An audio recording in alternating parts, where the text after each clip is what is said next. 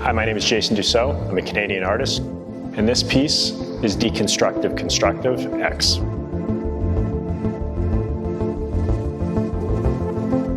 I grew up in the 70s and the 80s, and the 70s and 80s were very rich with iconography. And so part of my research, I was looking through Marvel books and Marvel history and all sorts of ideas, and I stumbled upon a really cool poster that was made in 1972 by George DeMarco.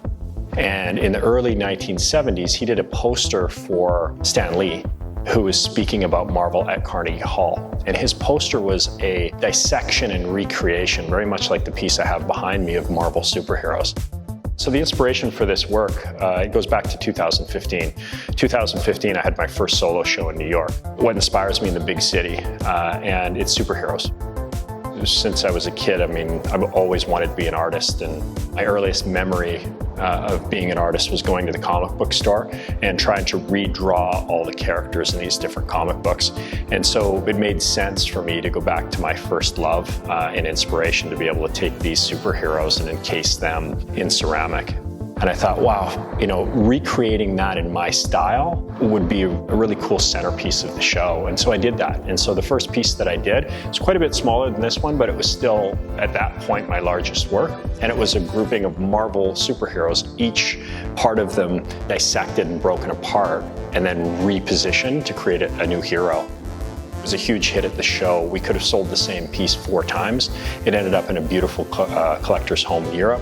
Since then, I've done DC Superheroes, which was sold in Maddox Gallery in London, DC Villains, which is in a private collection on the west coast of Canada.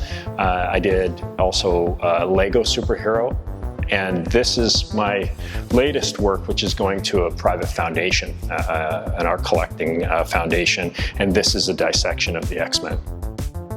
The greatest thing about working in mosaic is that you're creating abstractions within the artwork. It's an infinite amount of abstractions, which is so fun. Even then in the grouting process, where I use diamond dust to really kind of have this pop. When it's under the right lights, it just sparkles. It really comes to life. Even with that, and mixing the colors of the diamond dust, there's an abstraction running through that as well. It gives the artwork a lot of depth, a lot of feel.